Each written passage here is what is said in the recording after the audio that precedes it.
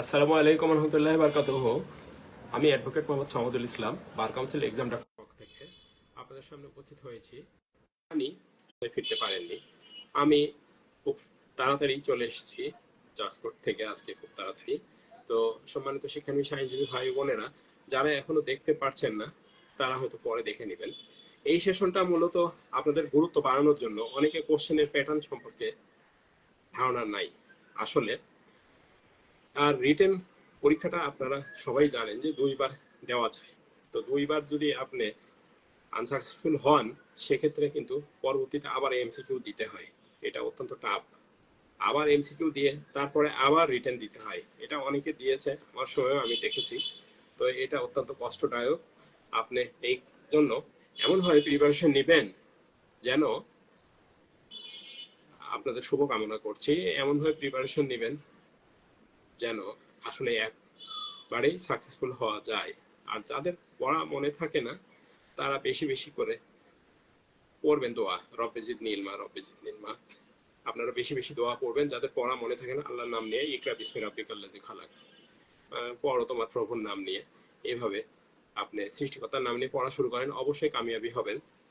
তো আমি কোশ্চেনের প্যাটার্ন নিয়ে বলছি। আপনার লিখিত পরীক্ষার কোশ্চেনে মোট আপনার 6টি বিভাগ থাকে। লিখিত পরীক্ষার কোশ্চেনে দেখেন আমি কোন সাবজেক্টে কতটুকু গুরুত্ব দিতে হবে এটা বোঝানোর জন্য। এখানে 6টি আপনার বিষয় থাকে, 6টি শাখা থাকে, ক থেকে আপনার চ পর্যন্ত।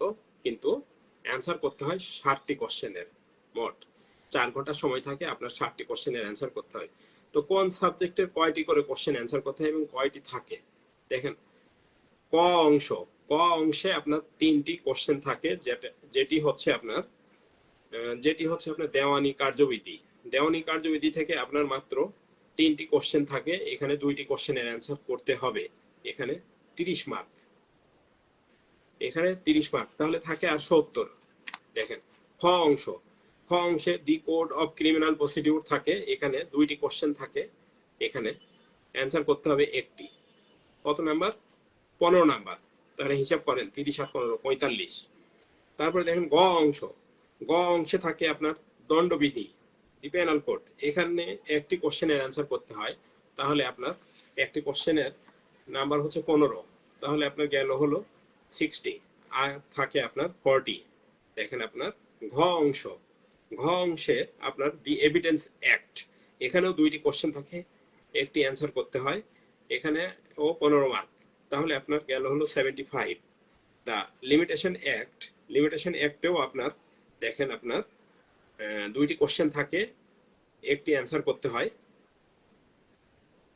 দি লিমিটেশন অ্যাক্টে 2টি কোশ্চেন থাকে, একটি অ্যান্সার করতে হয়। এখানেও নাম্বার থাকে 15, তাহলে আপনার টোটাল গেল 90।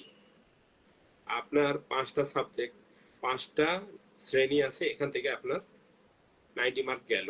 আর একটি আছে আপনার, যেটি হচ্ছে বার কাউন্সিল।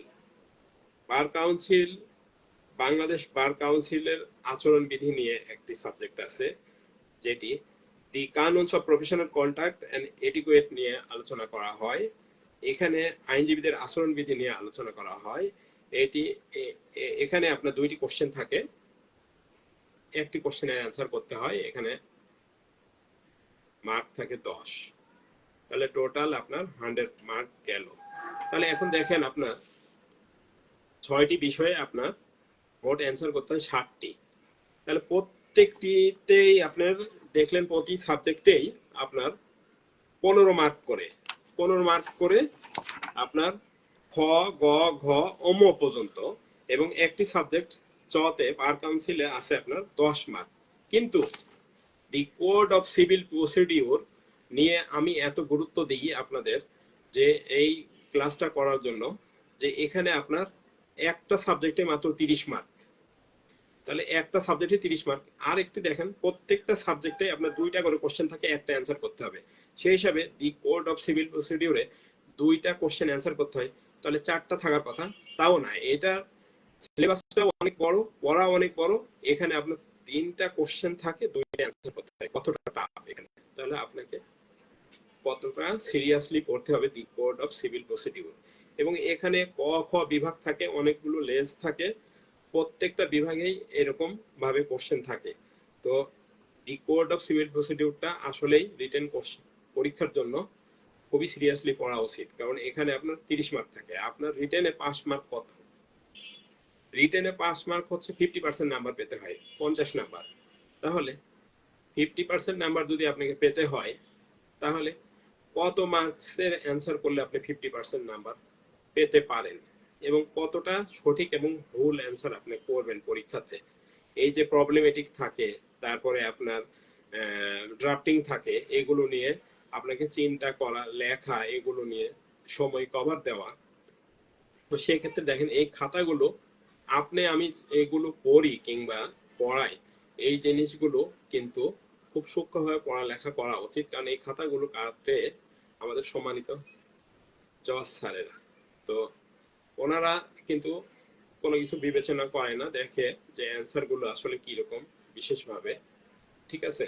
সেই জন্য আপনাদেরকে কোন সাবজেক্টে কতটুকু নাম্বার এবং কোন সাবজেক্ট কিভাবে পড়তে হবে, তার মানে দেখতে পেলেন সবচেয়ে সম্মানিত শিক্ষানবিশ আইনজীবী ভাই বোনেরা, এই রিটেনের আপনার সবচেয়ে 100 মার্কের ভিতরে 30 মার্কই হলো দি কোড অফ সিভিল প্রসিডিউরে। এছাড়া আপনার কোড অফ ক্রিমিনাল প্রসিডিউরে আছে 15 নাম্বার, দা পেনাল কোডে আছে 15 নাম্বার, তারপরে আপনার আছে দি এভিডেন্স অ্যাক্টে আছে 15 নাম্বার, দি লিমিটেশন অ্যাক্টে আছে 15 নাম্বার, আর বার কাউন্সিলে আছে 15 নাম্বার। আর এখানে সবচেয়ে টাফ বিষয়টা হলো যে 3টা কোশ্চেন থাকে, 2টা অ্যান্সার করতে হয়, অন্য জায়গায় 2টা করে থাকে, একটা করে অ্যান্সার করতে হয়। তো এই পার্টে আমি শুধু কোশ্চেন এবং মান বন্টন নিয়ে আলোচনা করলাম এই সেশনে।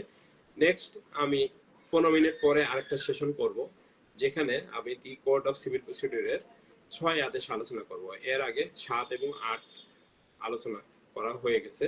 তো ধন্যবাদ। বার কাউন্সিল এক্সাম ডক্টরের পক্ষ থেকে আমি অ্যাডভোকেট মোহাম্মদ সামাদুল ইসলাম। সঙ্গে থাকবেন এবং থাকার জন্য অসংখ্য ধন্যবাদ। ভালো থাকবেন।